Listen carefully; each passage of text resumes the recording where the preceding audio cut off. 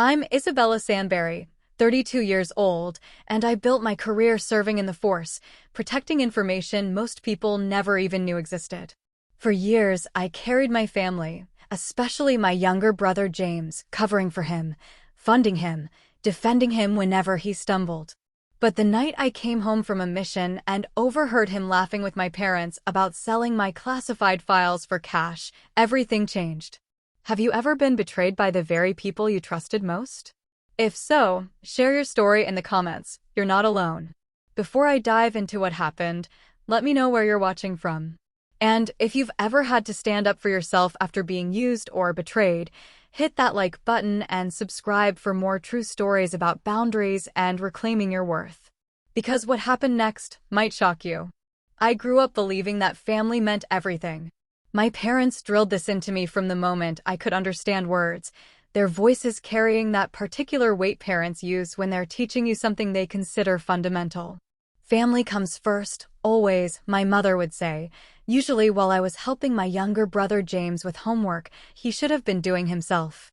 Our house ran on discipline and appearances.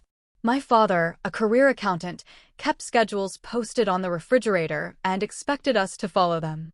My mother managed our social calendar like a military operation, ensuring we attended every school function, every neighborhood gathering, every church service that might reflect well on our family's reputation. They valued achievement, but more than that, they valued the image of achievement.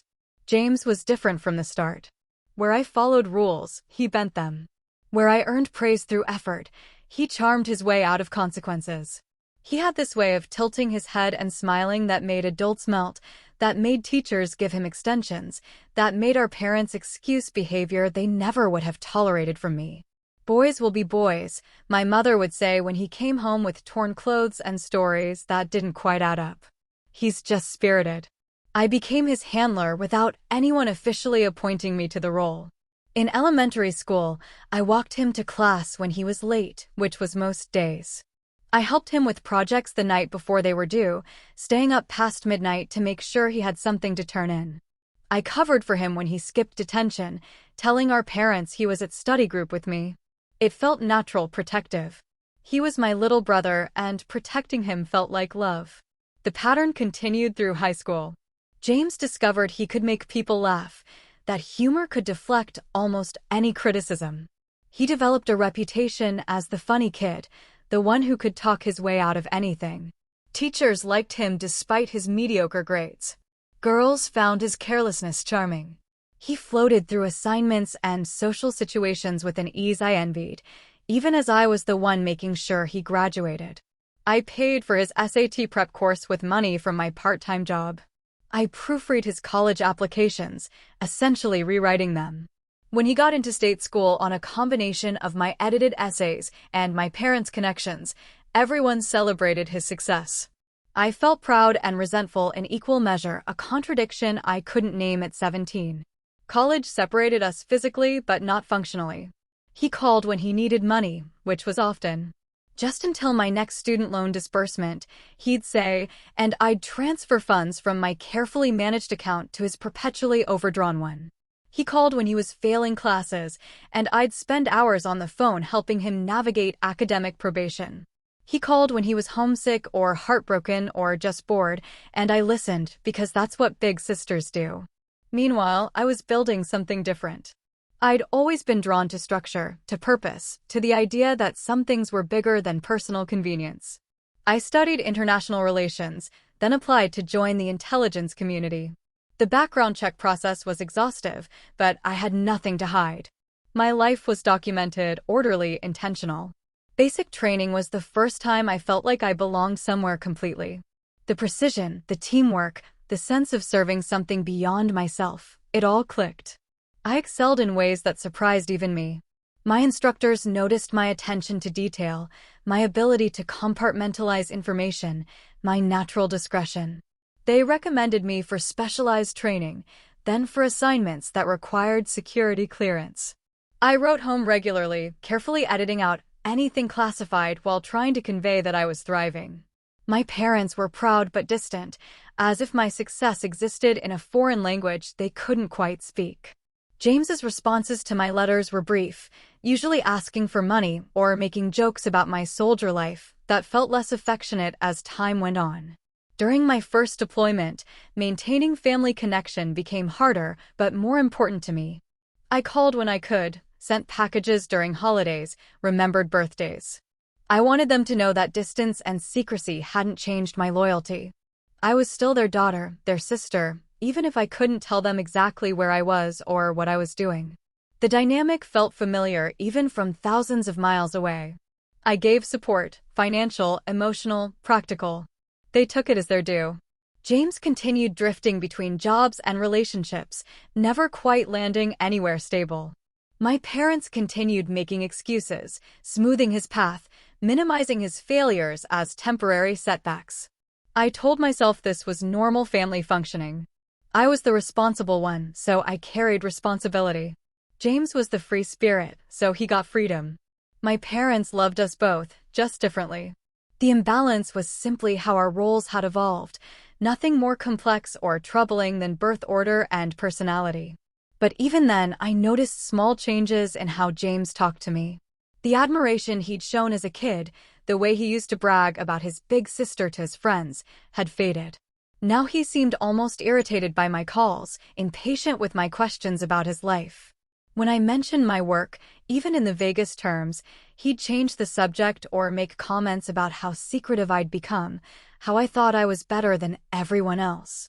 "You've gotten so serious," he told me during one phone call, and there was an edge in his voice I didn't recognize. "It's like you don't trust anyone anymore." I laughed it off, but his words bothered me. Trust had nothing to do with security protocols. I trusted my family completely, maybe more than I should have. Looking back now, I can see how naive that trust was, how it blinded me to what was growing in the spaces between us. I thought love and loyalty were the same thing. I thought protection meant shielding someone from consequences, even when those consequences might teach necessary lessons. I thought being needed was the same as being valued. I was wrong about all of it, but I wouldn't learn that until much later, until the night I came home and heard my brother's voice through our parents' window, laughing about secrets and betrayal as if they were the best joke he'd ever told. The distance I felt wasn't geographic.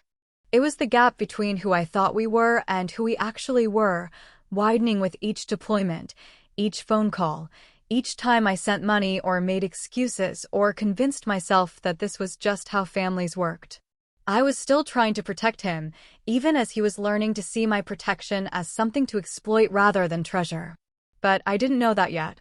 I still believed in the story I'd been telling myself since childhood, that we were a family, that family meant loyalty, and that loyalty meant never questioning whether the people you love deserve your trust. The first rail warning came during my second deployment, though I didn't recognize it as such at the time. I'd been overseas for 6 months, working on classified operations that required complete focus and discretion. The work was demanding but rewarding, the kind of assignment that could define a career if handled well. James had been avoiding my calls. When I finally reached him, his voice carried a distance that had nothing to do with the satellite connection. He seemed distracted, dismissive.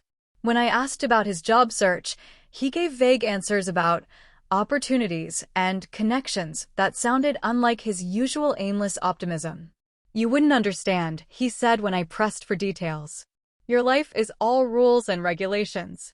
Some of us have to think outside the box." My parents started echoing strange comments during our weekly calls. Little things at first, observations that felt slightly off. "James says you've become very secretive," my mother mentioned, her tone carefully neutral. "He thinks you don't trust family anymore." The accusation stung because it was so unfair. I trusted them completely. I simply couldn't share operational details that could endanger missions or violate security protocols. I tried to explain this, but my father cut me off with his familiar dismissive wave, even over the phone. "We understand you have responsibilities," he said. "But family should come first." When I came home for a brief leave, James had new friends. They gathered at our parents' house frequently, a group I didn't recognize from his college or previous jobs. They dressed better than James could afford, drove cars that seemed expensive for people supposedly between opportunities. They talked constantly about money, about shortcuts, about people who'd made it big by being smart enough to see angles others missed. The ringleader was a man named Derek, maybe 30, with the kind of practice charm that made me instinctively cautious. He asked too many questions about my work, questions disguised as casual interest, but pointed enough to trigger my training. When I deflected, he smiled and changed the subject, but I caught him watching me with calculation in his eyes. "Your brothers told us all about your exciting career," Derek said during one gathering, his tone just friendly enough to maintain plausible deniability. "Sounds like you must see some interesting things." I gave him my standard response about routine administrative work, but he wasn't fooled. None of them were. They knew James's sister was in intelligence, and they were clearly interested in what that might mean for their undefined opportunities. James seemed different around these new friends, more confident but also more aggressive. He made jokes about my careful habits, my reluctance to discuss work, my inability to just relax and trust people. Once, I caught him going through my old bedroom, claiming he was looking for something our mother had asked him to find. When I questioned him, he got defensive, accusing me of being paranoid. "God, you really don't trust anyone anymore," he said, and his friends laughed like it was the funniest thing they'd ever heard. I started locking my door when I visited home, securing the few personal items I kept there. It felt ridiculous, protecting myself from my own family, but something in James's behavior had shifted beyond simple resentment. He watched me now, cataloged my movements, asked questions about my schedule that felt less like brotherly interest and more like reconnaissance. My parents seemed oblivious to the change, or maybe they chose not to see it. They were charmed by Derek and his friends, impressed by their expensive clothes and confident talk about investment opportunities. When I expressed concerns about James's new associates, my mother dismissed them as jealousy. "You've always been protective of your brother," she said. "But he's an adult now. He needs to make his own choices." The irony was stunning. For years, they'd expected me to manage James's choices, to clean up his mistakes, to shield him from consequences. Now, when I sensed actual danger, they wanted me to step back and let him navigate alone. During my last night of that leave, Derek cornered me in the kitchen. The rest of the group was in the living room, but he'd engineered a moment of privacy with the skill of someone used to manipulating situations. "Your brother really looks up to you," he said, leaning against the counter with false casualness. "He talks about you all the time. Your success, your access to important information." "I'm just a paper pusher," I replied, the lie automatic after years of practice. Derek smiled, and I saw something predatory in his expression. "Of course you are. But even paper pushers sometimes see interesting papers, right?" The threat wasn't explicit, but it didn't need to be. He was letting me know that they'd identified me as a potential source, that they understood my relationship with James could be leveraged. I left the next morning without saying goodbye, a knot of unease settling in my stomach. Over the following months, James's texts became stranger. He'd sent photos of expensive dinners, new clothes, gadgets he couldn't afford on his sporadic employment income.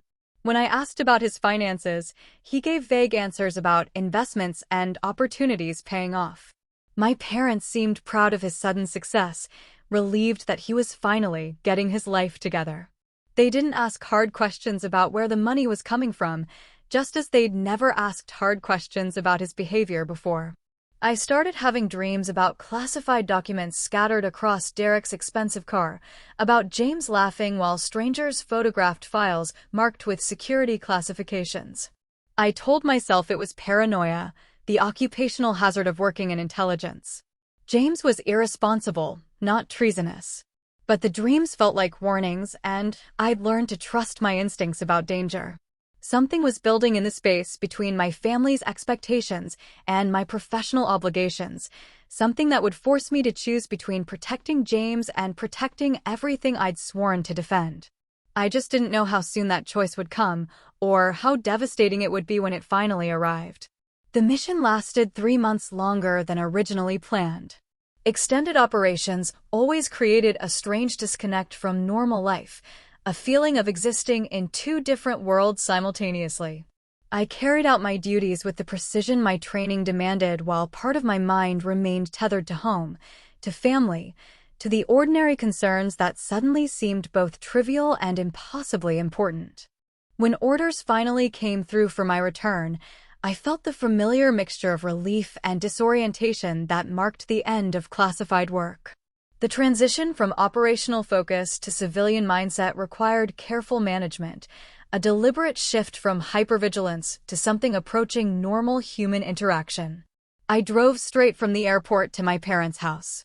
It was nearly midnight, but I needed to see them, to ground myself in family before dealing with the administrative requirements of my return. The house was lit up, unusual for that hour. My parents were typically in bed by 10, creatures of habit in almost everything.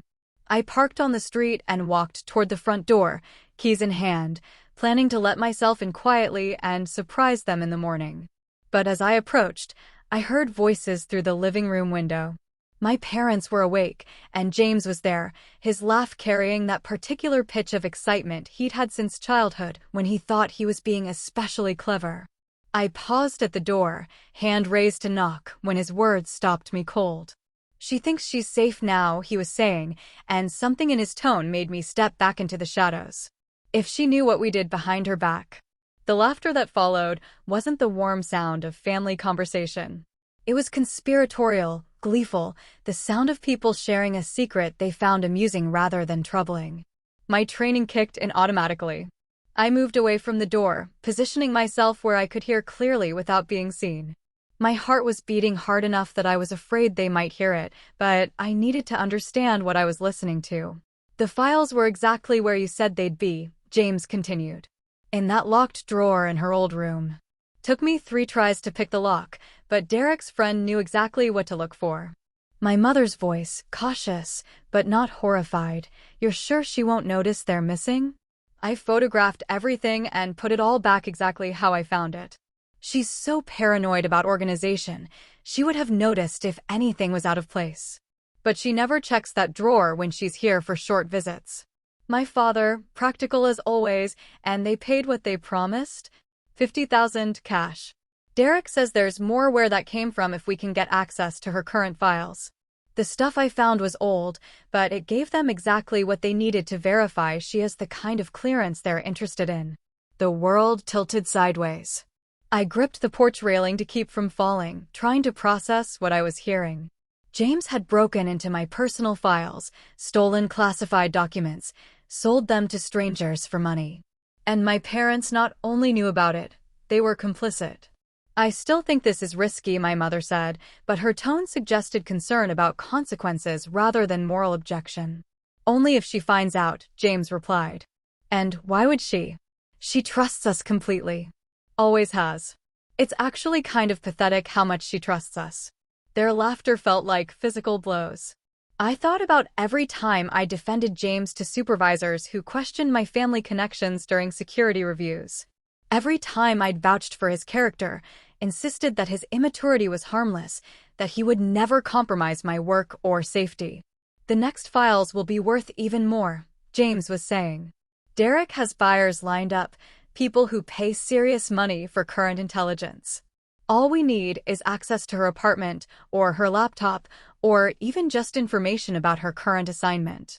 "How do we get that?" my father asked. "Easy. She tells us everything eventually. She thinks she's being secretive, but she always drops enough details that we can figure out what she's working on. And if that doesn't work, Derek has other ideas." I backed away from the window, my legs shaking. I made it to my car before the full impact hit me. Not just the betrayal, though that was devastating enough. The operational security breach, the lives potentially endangered, the careers destroyed, including my own.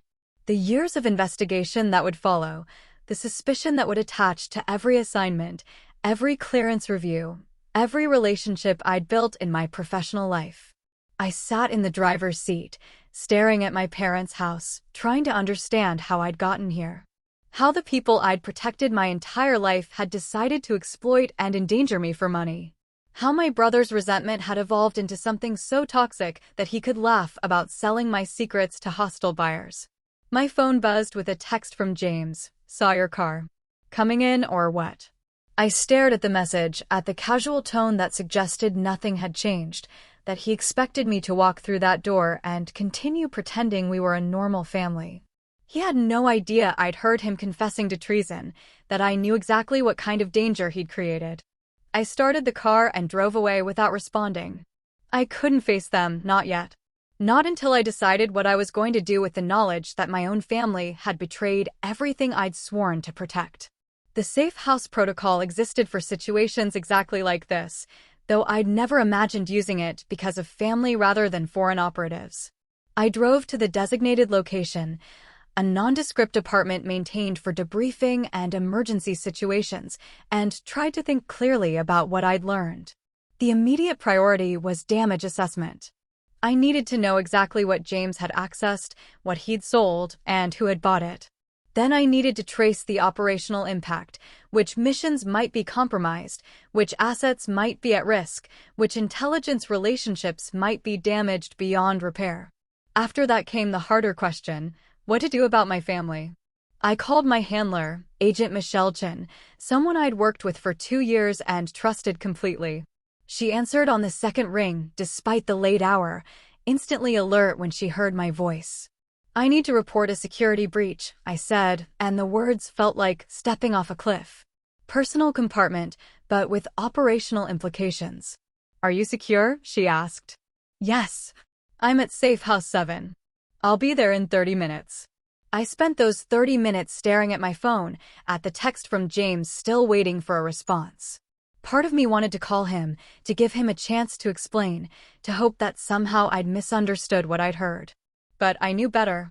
The words had been too clear, too specific, too gleeful for misinterpretation. Michelle arrived with coffee and the kind of calm professionalism that made crisis management possible. I told her everything, from James's strange new friends to my parents' complicit laughter, from the security protocols he'd bypassed to the money he'd received for classified information. "Jesus," she said when I finished. "How long do you think this has been going on?" "Months, maybe longer." He had access to my room whenever I was deployed. I kept personal files there, thinking they were secure because... I stopped, unable to finish the sentence. "Because you trusted your family," Michelle completed. "Which is exactly what you were supposed to do, according to every psychological profile and security assessment.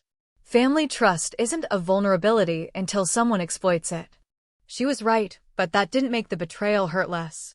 It didn't change the fact that my own judgment, my fundamental understanding of the people closest to me, had been catastrophically wrong. "What happens now?" I asked. "Investigation, obviously. We'll need to catalog exactly what was compromised and trace where it went. Counterintelligence will want to identify the buyers and assess what damage control is possible." She paused, studying my face. "And you'll need to decide how cooperative you want to be with the prosecution phase." The prosecution phase, where my brother would be arrested, charged with espionage, potentially sentenced to decades in federal prison. Where my parents would face charges as accessories, their comfortable retirement replaced by legal fees and social disgrace. "I don't have a choice," I said. "This isn't about family loyalty anymore. It's about national security." Michelle nodded, but I could see sympathy in her expression. She understood that doing the right thing would cost me everything I'd thought I had, that protecting my country meant destroying my family. "There is one other consideration," she said carefully. "James texted you. He expects you to come home. If you disappear suddenly, if you change your normal patterns, he might get spooked and run. Or worse, he might accelerate whatever timeline he and his buyers are operating on. You want me to pretend nothing happened? I want you to buy us time to build a comprehensive case. Go home. Act normal. Let him think you're still the trusting sister who doesn't suspect anything. Give us a chance to identify everyone involved and secure all the compromised material before they realize we're onto them." The thought of sitting across from James at the breakfast table, smiling while he planned to sell more of my secrets, made me physically sick. But I could see the operational logic. A premature confrontation would scatter the conspirators and leave us with partial information, incomplete justice. "How long?" I asked. 2 weeks, maybe 3. Just long enough to document the network and prepare for coordinated arrests. I looked at my phone again, at James's text still waiting for an answer. In a few hours, I'd have to walk through my parents' front door and hug the people who'd been laughing about my trust, my naivety, my pathetic loyalty to the family that had sold me for $50,000. But first, I had to accept a truth that was rewriting everything I'd believed about love and loyalty and the people who were supposed to protect you instead of exploiting you. My family had declared war on everything I represented, and I was going to have to fight back. I finally responded to James's text. Sorry, got called away. See you in the morning. The lie came easier than I'd expected. Maybe because I was finally learning to speak his language. I spent the night at the safe house, but sleep was impossible. Every time I closed my eyes, I heard James's voice describing how pathetic my trust was, how easy it had been to violate my security and sell my secrets.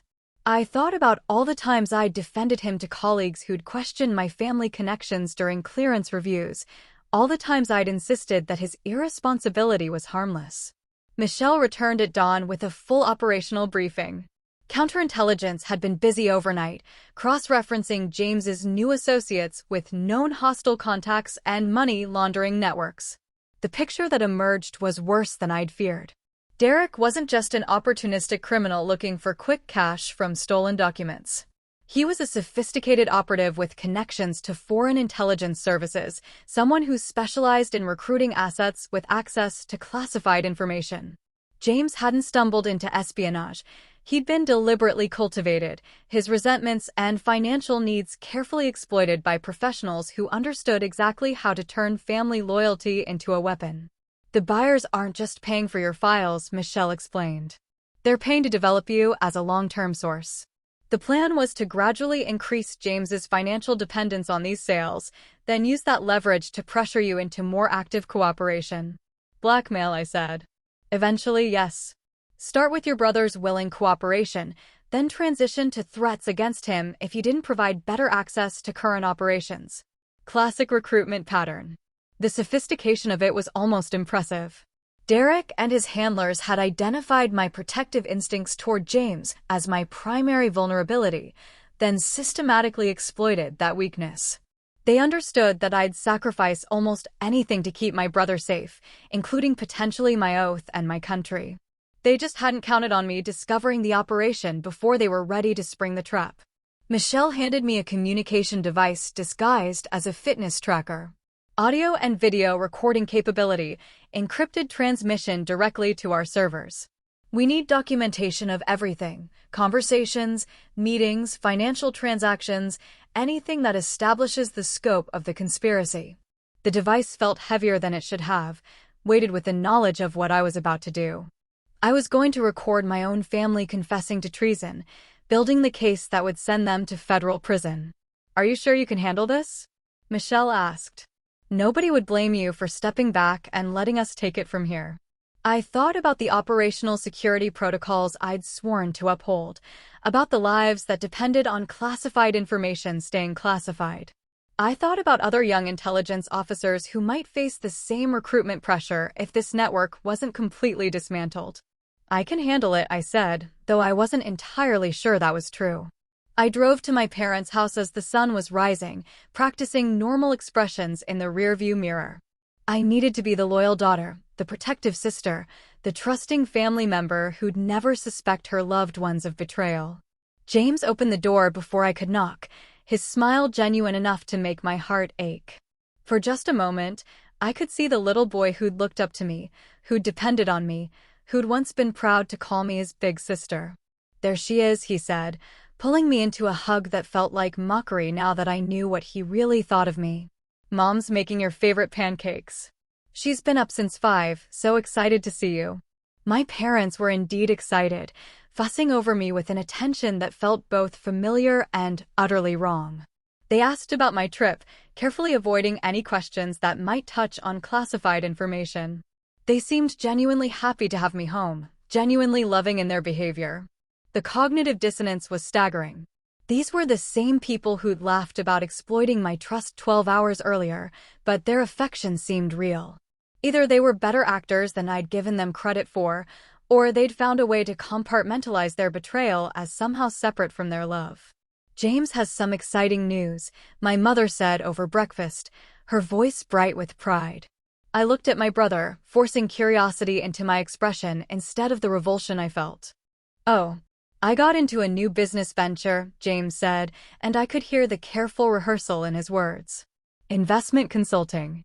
Turns out I have a knack for identifying valuable information and connecting it with the right buyers.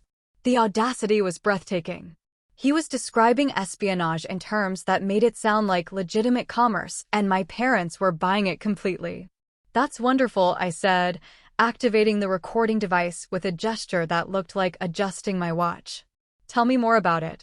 For the next hour, James detailed his business with an enthusiasm that made my stomach turn. He talked about his partnerships, his clients, his plans for expansion.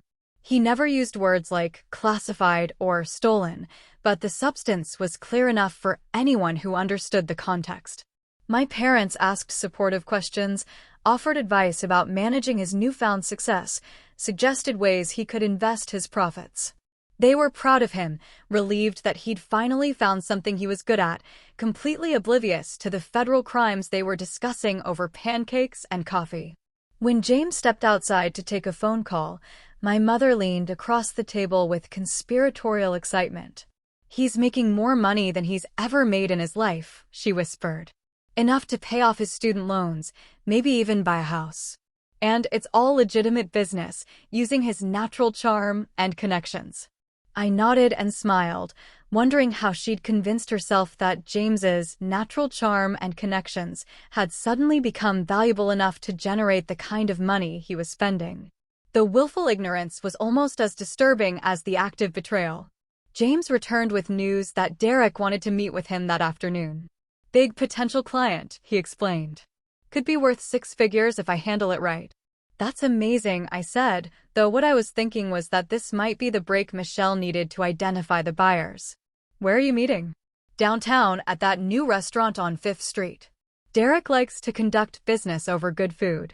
James paused, studying my face. "You should come with me. Meet Derek, see what I'm building here. I think you'd be impressed." The invitation was clearly calculated. Derek wanted to assess me directly, to begin the process of drawing me into their operation. But it was also an opportunity to gather intelligence about their network, to identify their methods and contacts. "I'd love to," I said, meaning it for entirely different reasons than James assumed. That afternoon, I sat across from Derek at an expensive restaurant, watching him deploy the kind of practice charm that had clearly worked on my brother. He was smooth, confident, asking just the right questions to seem interested in my career without appearing to pry. He talked about the importance of family, about how proud James was of his successful sister, about how rare it was to find people you could really trust. "Your brother tells me you work for the government," Derek said, his tone casually interested. "Nothing too exciting," I replied, giving him the same deflection I'd used for years. "Administrative work, mostly. Lots of paperwork." Derek smiled, and I saw the predator behind the charm. Paperwork can be very valuable in the right hands. Information is the most precious commodity in today's world. He was testing me, seeing how I'd respond to a direct reference to information trading. I played confused, slightly uncomfortable, the reaction he'd expect from someone who hadn't yet been recruited but might be open to persuasion. James jumped in, laughing off Derek's comment as theoretical business philosophy. But I could see the calculation in both their eyes, the way they were measuring my reactions and planning their next moves. By the time we left the restaurant, I had enough recorded evidence to document the recruitment attempt. Derek had been careful not to say anything explicitly illegal, but the subtext was clear enough to support Michelle's assessment of their operation. That evening, James walked me to my car with the kind of brotherly concern that would have touched me if I didn't know what it was really about. "Derek likes you," he said. "He thinks you're smart, discreet. The kind of person who understands that opportunities don't come along every day." "What kind of opportunities?" I asked, playing naive. James looked around, making sure we weren't overheard. "The kind that could set us both up for life. But they require trust, family loyalty." "Are you someone who can keep family secrets?" The question hung between us, loaded with implications. He was asking if I'd be willing to commit treason for money, framing it as family loyalty rather than betrayal of everything I'd sworn to protect. Family comes first, I said, echoing the phrase our parents had taught us both. Always. James smiled, and for a moment he looked like the little brother I'd once protected from everything. That's what I told Derek. That's exactly what I told him. I drove away knowing that the trap was closing around all of us. James and his handlers thought they were reeling in a valuable asset, while I was building the case that would destroy them. We were all lying to each other now, all pretending to be people we weren't, all preparing for a confrontation that only one side saw coming. But as I reported in to Michelle that night, I realized that something fundamental had shifted in me during those conversations. The grief and shock were still there, but they were being overtaken by something colder, more focused.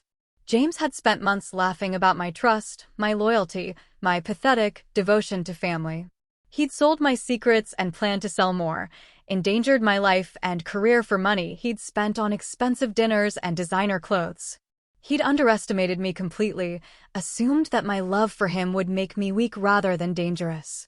But he was about to learn that the same protective instincts that had shielded him for years could be turned in other directions, toward other loyalties that mattered more than family ties. I was done protecting James from consequences. It was time for him to face what he'd chosen, what he'd become, what he'd done to the people who'd loved him most. The investigation moved faster than anyone expected. Within a week, counterintelligence had identified the entire network, Derek's handlers, the foreign buyers, the money laundering operations, even secondary assets who'd been developed using similar family exploitation tactics. The scope was staggering, but so was the operational security failure that James had created by stealing my files. Michelle briefed me on the damage assessment over secure communication. 3 ongoing operations had been compromised, requiring the extraction of assets whose lives were now in danger. 2 intelligence sharing agreements with allied services were under review. My own security clearance was suspended pending investigation, effectively ending my career in intelligence work. The good news is that we caught it before the really sensitive material was compromised, Michelle said, though her expression suggested the good news was limited. The files James stole were personal documentation, not current operational intelligence. But they gave the buyers enough information to target other assets in your network. I absorbed this quietly, understanding that my brother's greed had created ripple effects that would take years to fully address. People I'd worked with, trusted colleagues and sources, were now under suspicion or active threat because of information James had sold for pocket money. What about prosecution? I asked. Federal prosecutors are building cases against everyone we've identified. James will face espionage charges, your parents will likely be charged as accessories, and Derek's entire network is looking at decades in federal prison. She paused. Your cooperation has been essential, but I need to warn you about what comes next. The trial phase would require me to testify against my own family, to present the evidence I'd gathered during those horrible weeks of pretending everything was normal. My recordings, my documentation of their conversations and plans, would form the backbone of the prosecution's case. They'll argue that you entrapped them, Michelle continued. That you violated family trust by recording private conversations. Their lawyers will try to paint you as the real betrayer, the cold government agent who destroyed her family for career advancement. I'd already thought about this, about how it would feel to sit in a courtroom while defense lawyers portrayed my loyalty to my oath as disloyalty to my blood. But I'd also thought about the assets who'd been extracted under emergency conditions, the operations that had been blown, the years of work that had been compromised for $50,000 and the promise of more. When do the arrests happen? I asked. Tomorrow morning. Coordinated takedowns at 6 a.m. We need you to be somewhere visible but neutral when it happens, not at your parents' house, not at your apartment. Somewhere you'd naturally be if you had no idea what was coming. I chose the gym where I'd been working out since high school, a public place with security cameras that would document my location when the arrests occurred. I needed an alibi that showed I was living my normal life, not orchestrating my family's destruction. The call came at 6:47 a.m. while I was on the treadmill. My mother's voice was barely recognizable through her tears and panic. They took James, she sobbed. Men with badges, they said he was under arrest for espionage. They're searching the house, going through everything. Your father. Her voice broke completely. I stopped running, letting genuine shock color my voice. What? Mom, slow down. What are you talking about? Federal agents. They have a warrant. They're saying James sold classified information, that he's a spy. The words came out in a rush, barely coherent. They asked about you, about your job, about files you might have kept at home. My hands were shaking as I held the phone, though whether from adrenaline or relief or simple exhaustion, I couldn't tell. I'm coming over, I said. No, don't. They told us not to contact you, said it might interfere with their investigation. But I had to call, had to warn you that they might come for you too. The irony was devastating.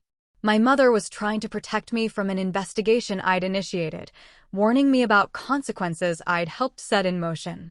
Even now, believing her son had committed treason, she was more concerned about my safety than his guilt. I drove to their house anyway, arriving to find it surrounded by official vehicles and crime scene tape. Neighbors stood on their porches, watching federal agents carry boxes of evidence from the home where I'd grown up. My parents sat in the back of a bureau car, looking smaller and older than I'd ever seen them. Agent Chin met me at the perimeter, her expression professionally neutral. Ms. Sandberry, we'll need to interview you as part of this investigation. Standard procedure when family members have security clearance. I nodded, playing the confused sister rather than the cooperating witness. I don't understand what's happening. James wouldn't. He's not a spy. We'll sort it all out, Michelle said, and I heard the double meaning meant only for me. But right now, we need you to stay away from the scene while we process evidence. I spent the day at a coffee shop downtown, fielding calls from relatives who'd seen the news coverage. The story was already public. Local man arrested in espionage ring, complete with photos of James being led away in handcuffs. The reports described a sophisticated operation selling classified documents to foreign buyers, but they didn't mention my role in the investigation. My phone buzzed constantly with messages from extended family, college friends, former colleagues who'd seen my name mentioned in connection with the case. Everyone wanted to know if I was okay, if I needed support, if the charges against my brother were really true. I replied with carefully neutral responses, expressing shock and confusion while avoiding any details about the investigation. It felt like performing grief for an audience that couldn't see my face, maintaining a role even when the cameras were off. That evening, my parents were released without charges, though the investigation was ongoing. They came to my apartment looking destroyed, aged years in a single day. My father, usually so controlled, couldn't stop his hands from shaking. My mother had cried until she had no tears left, her eyes red and swollen. They showed us recordings, my mother said, her voice barely a whisper. James talking about selling information, planning to get access to your files. We didn't know, I swear we didn't know it was that serious.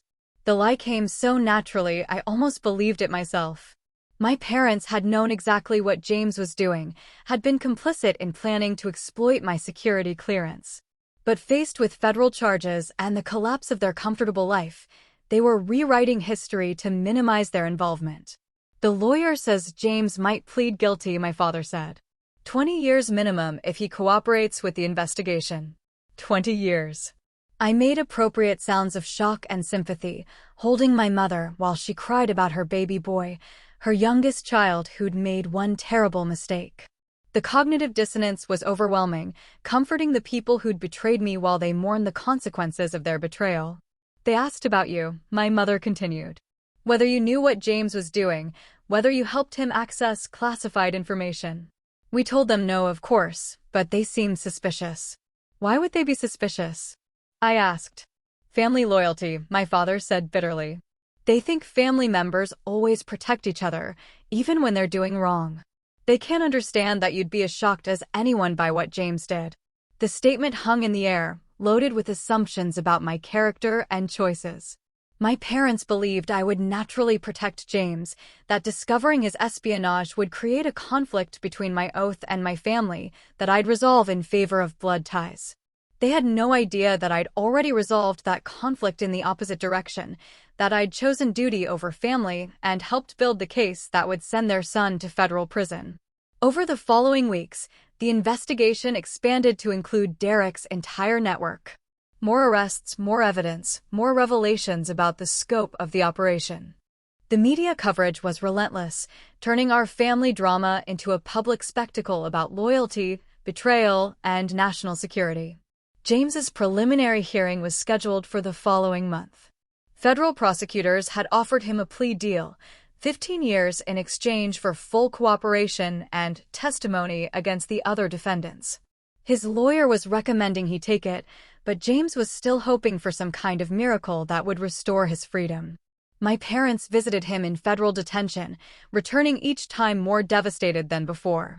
He was maintaining his innocence to them, claiming he'd been tricked by Derek into a legal activity he hadn't understood. He insisted that his sister would never let him go to prison for a mistake, that I'd find some way to help him. He keeps asking about you, my mother told me after one visit. Asking why you haven't come to see him, why you haven't tried to help with his legal fees. He doesn't understand why you're not fighting for him. The question implied criticism, the suggestion that my absence from James's defense proved something negative about my character. I could see doubt growing in my parents' eyes, uncertainty about why their loyal daughter wasn't moving heaven and earth to protect their son. I've been suspended from work pending investigation, I said, which was true. I can't afford legal fees any more than you can. But you have connections, my father pressed. People in the government who could explain that James is just a kid who got in over his head. Surely someone would listen to you. They still didn't understand. They thought this was a misunderstanding that could be cleared up with the right conversation, the right explanation, the right appeal to bureaucratic sympathy. They couldn't grasp that James had committed serious federal crimes or that my connections made me less able to help him, not more. 3 weeks after the arrests, James finally asked to see me. The request came through his lawyer, who suggested that a family meeting might help convince him to accept the plea deal. I agreed, knowing that this conversation would likely be our last as brother and sister. The federal detention center was exactly as grim as I'd expected. James looked smaller in his orange jumpsuit, younger somehow, like the little boy I'd once protected from playground bullies and failed tests. But when he spoke, the entitled arrogance was still there, barely concealed beneath surface remorse. I knew you'd come, he said, reaching across the table as if to take my hand. I told everyone you wouldn't abandon me. I kept my hands in my lap, watching his expression shift from relief to confusion. I'm here because your lawyer asked me to come. He thinks I might convince you to take the plea deal. Plea deal. James laughed, but there was desperation in it. I'm not pleading guilty to espionage. This whole thing is insane. Derek set me up, used me to get to you. I'm a victim here, not a criminal. The revision of history was breathtaking. James had gone from bragging about his successful business venture to claiming he'd been manipulated by sophisticated criminals. He'd forgotten that I'd heard him laugh about my trust, joke about exploiting my security clearance, plan to sell more of my secrets for better money. You sold classified documents, I said quietly. You broke into my personal files and sold them to foreign buyers. That's not being victimized, that's committing espionage. James stared at me as if I'd spoken a foreign language. Those weren't real secrets. Just old stuff you kept in your room, probably not even important. And I needed the money, you know how much debt I'm carrying. Need doesn't justify treason. Treason? His voice rose, drawing attention from other visitors. Jesus, you sound like them. Like the prosecutors. I thought you'd understand, thought you'd have my back like you always have. I looked at my brother, really looked at him, and saw someone I didn't recognize. The protective love I'd carried for him my entire life was gone, replaced by something colder and more final. He'd betrayed everything I valued, endangered people I'd worked with, destroyed my career, all for money he'd already spent on expensive meals and designer clothes.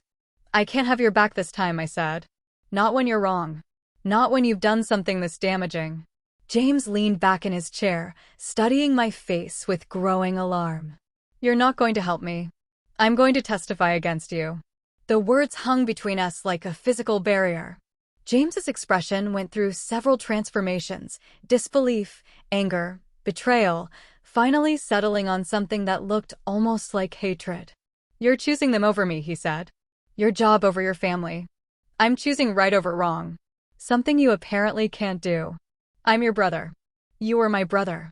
Brothers don't sell their sisters' secrets to enemy agents for pocket money." I stood to leave, but James grabbed my wrist across the table. "You'll destroy Mom and Dad too.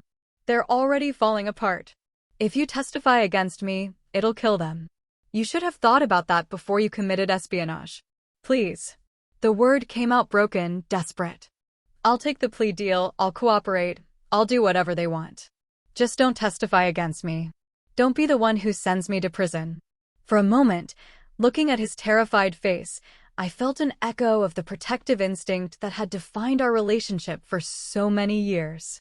Part of me wanted to comfort him, to find some way to minimize his consequences, to shield him from the full weight of what he'd chosen. But I thought about the assets who'd been evacuated because of his betrayal, the operations that had been blown, the years of careful work that had been destroyed for money he'd already spent. I thought about other young intelligence officers who might face similar recruitment attempts, who deserved to know that betrayal had consequences. "You sent yourself to prison the moment you decided my secrets were for sale," I said. "I'm just making sure justice gets done." I left him crying in that gray room, small and alone, and finally understanding that his actions had consequences he couldn't charm or manipulate his way out of. It was the last time I saw James as anything other than a defendant in a federal espionage case. The trial phase stretched over 6 months, dominating local news and attracting national attention as a cautionary tale about family loyalty and national security. I testified for 3 days, presenting the evidence I'd gathered and answering questions about my brother's recruitment and betrayal. James's defense attorney did exactly what Michelle had predicted, painting me as the real villain in the story. I was the cold government agent who'd chosen career advancement over family loyalty, who'd betrayed the people who loved me most for bureaucratic approval. I was the sister who'd worn a wire to record private family conversations, who'd built a case against my own brother using his trust in me as evidence against him. The strategy might have worked if the evidence hadn't been so overwhelming. James had sold classified documents to foreign buyers, planned to sell more, and laughed about exploiting his sister's security clearance. No amount of character assassination could change those fundamental facts. My parents sat in the courtroom every day, looking older and more broken with each revelation. They still couldn't understand how their son had gone from family disappointment to federal criminal, how their daughter had gone from protective sister to prosecution witness. During my testimony, my mother cried quietly in the gallery while my father stared at me with an expression I couldn't quite read. Disappointment, certainly. Betrayal, probably. But also something that might have been recognition. The understanding that I'd become someone they didn't know, someone whose loyalty extended beyond family to principles they couldn't or wouldn't share. James was convicted on all counts and sentenced to 18 years in federal prison. Derek received 25 years. The foreign buyers would be tried separately, though most had already fled the country. My parents were charged with accessory after the fact, but received probation and community service in exchange for cooperation. I attended James's sentencing, but didn't speak to him afterward. There was nothing left to say, no relationship to salvage or repair. He'd made his choices, I'd made mine, and we'd both have to live with the consequences.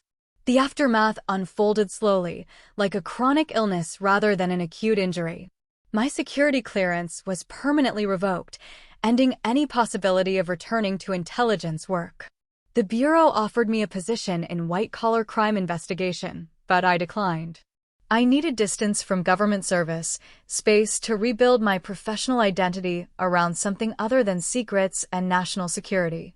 I took a job with a private security firm, using my analytical skills and attention to detail in corporate investigations rather than espionage cases. The work was satisfying in its own way, though it lacked the sense of larger purpose that had drawn me to intelligence in the first place. My parents struggled with their new reality. Their comfortable retirement was consumed by legal fees and social ostracism.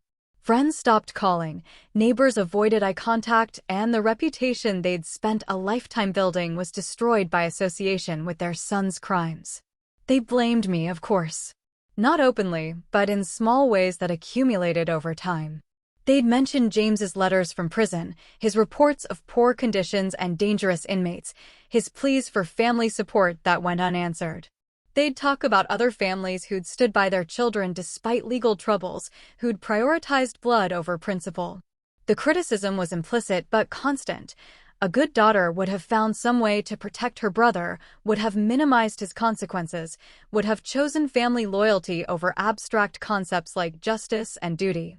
I stopped visiting regularly, then stopped visiting at all. The conversations were too painful, too loaded with resentment and incomprehension. My parents couldn't forgive me for choosing duty over family, and I couldn't forgive them for enabling James's betrayal in the first place. The silence stretched into months, then years. I sent cards on birthdays and holidays, but received no response. Mutual relatives reported that my parents were getting older, that my father's health was declining, that they asked about me sometimes, but never directly requested contact. I told myself I didn't care, that I'd made peace with the choices I'd faced and the prices I'd paid. But in quiet moments, usually late at night when the distractions of work and routine couldn't quite fill the space where family used to be, I felt the weight of being alone in the world by choice rather than circumstance. 5 years after the trial, I received a letter from James. It arrived at my office, forwarded through several addresses, written in the careful handwriting of someone with too much time to think. He was up for parole review, he said, and wanted to apologize for what he'd put me through. He understood now that he'd been wrong, that his actions had consequences beyond his own life, that I'd done what I thought was right even though it had cost us our relationship. The letter sounded sincere, though I couldn't tell if the sincerity came from genuine remorse or from the kind of calculation that comes with facing a parole board. James had always been good with words, skilled at saying what people wanted to hear. Prison might have changed him, but it also might have simply given him more time to perfect his manipulations. I didn't respond to the letter, though I kept it. Some part of me wanted to believe that my brother had finally learned something from his consequences, that the 18-year-old boy who'd once looked up to me still existed somewhere beneath the man who'd sold my secrets for pocket money. But belief required trust, and trust required evidence I didn't have. James could write beautiful letters about remorse and redemption, but words were easy from a prison cell. The test would come when he was released, when he faced real choices about how to rebuild his life. I hoped he'd learned something from his consequences. I hoped prison had taught him that actions have prices, that loyalty is earned rather than assumed, that family doesn't excuse betrayal. But I wasn't going to wait around to find out. 8 years after James's conviction, I received a call that my father had suffered a massive heart attack. He was in intensive care, not expected to survive, and my mother was asking for me to come home. The message came through my cousin Maria, the only family member who'd maintained contact with both sides of our fractured relationship. "She needs you," Maria said. "Whatever happened between you all, she's going to be alone now. And she's too proud to ask directly." I sat in my apartment, looking out at a city that had become more home than the place where I'd grown up, trying to decide whether I owed anything to the woman who'd laughed about my trust being pathetic. My father was dying, and my mother would soon be a widow with a son in federal prison and a daughter who'd chosen principle over family. The practical part of me said I had no obligations here, that I'd paid enough prices for other people's choices. But the part of me that had once believed family meant everything couldn't quite let go of the idea that some bonds transcend betrayal, that some relationships deserve one more chance even when they don't deserve forgiveness. I took leave from work and drove home for the first time in 8 years. My father was unconscious when I arrived at the hospital, connected to machines that beeped and hummed with artificial life. He looked smaller than I remembered, grayer and more fragile, like someone who'd carried too much weight for too long. My mother sat beside his bed, holding his hand and looking every day of her 73 years. She glanced up when I entered the room, and I saw surprise followed by something that might have been relief. "You came," she said. "Maria called. I didn't think you would. After everything." I sat down across from her, the hospital bed creating a safe distance between us. "How long has he been like this?" "Since yesterday morning. They say his heart is too damaged to recover. It's just a matter of time now." We sat in silence for a while, watching machines keep my father alive while his body slowly gave up the fight. I thought about the last conversation we'd had 8 years earlier when he'd asked me to use my government connections to help James. I thought about all the conversations we'd never have now, all the chances for understanding or reconciliation that had passed while we were both too proud or too hurt to reach out. He talked about you, my mother said finally. Especially after James was sent away. He understood why you did what you did, even if he couldn't say so at the time. Did he? You were always his favorite, you know. He was so proud when you joined the government, when you got your security clearance. He bragged to everyone about his daughter, who worked in intelligence. She paused, her voice breaking slightly. It broke his heart when everything fell apart. I absorbed this information without comment. My father's pride in my career hadn't stopped him from being complicit in James's plan to exploit it, hadn't made him object when my brother laughed about selling my secrets. But maybe that was the kind of contradiction that defined most families, love and betrayal existing simultaneously, people hurting the ones they cared about most because they thought love made anything forgivable. James wrote to you, my mother continued. He said you never responded. No, I didn't. He's getting out next year. Early release for good behavior. The news shouldn't have surprised me, but it did. Somehow I'd imagined James serving his full sentence, remaining safely contained in federal prison where his choices couldn't affect anyone else. The idea of him walking free, returning to a world where he could make new mistakes and hurt new people, was more disturbing than I'd expected. What will he do? I asked. I don't know. He can't live with me. The terms of his parole won't allow it because of my involvement in the case. He'll have to find his own place, his own job. Start over completely. My father died 3 days later, quietly in his sleep while my mother and I kept vigil beside his bed. I helped plan the funeral, handled the administrative details that grief makes impossible, provided the kind of practical support that didn't require emotional reconciliation. The service was small, attended mostly by elderly relatives and a few longtime family friends. James was denied compassionate release to attend, which meant my mother buried her husband without her son present. I stood beside her at the graveside, offering what comfort I could to the woman who'd once betrayed me, finding that love and resentment could coexist more easily than I'd imagined. After the funeral, my mother and I sat in the house where I'd grown up, surrounded by the accumulated possessions of a 40-year marriage. She seemed lost without my father's presence, uncertain how to navigate the practical realities of widowhood. I know you'll never forgive us, she said as I prepared to leave. What we did to you, what we cost you. I know it was unforgivable. I thought about forgiveness, about whether it was something you chose or something that happened to you, about whether understanding someone's motivations made their actions less damaging. I don't know about forgiveness, I said finally. But I understand why you protected him. I spent most of my life doing the same thing. You were a better sister than he deserved. Maybe. Or maybe I enabled him until he thought he could get away with anything, including treason. My mother cried then, the kind of deep, body-shaking sobs that come from years of accumulated grief and regret. I held her the way I'd held James when he was small and frightened, the way I'd held my parents when they were arrested and confused, the way family members hold each other when the world becomes too much to bear alone. But holding someone isn't the same as trusting them, and comfort isn't the same as reconciliation. When my mother had cried herself out, when she was calm enough to manage on her own, I gathered my things and prepared to return to the life I'd built in the aftermath of betrayal. Will you stay in touch? She asked as I loaded my car. I'll call, I promised. Check on you. Make sure you're okay. But I can't come back to this. I can't pretend we're the same family we were before James sold my secrets. She nodded, accepting limitations she couldn't change. What about when he gets out? Will you see him then? I thought about my brother, about the man who'd laughed about exploiting my trust, who'd endangered my life and career for $50,000, who'd written beautiful letters about remorse from the safety of a prison cell. I don't know, I said, and realized that was the most honest answer I could give. I drove away from my childhood home for what I suspected would be the last time, carrying with me the complicated weight of love and loss, loyalty and betrayal, family and duty. The choices I'd made had prices I was still paying, would always pay, but they were choices I could live with.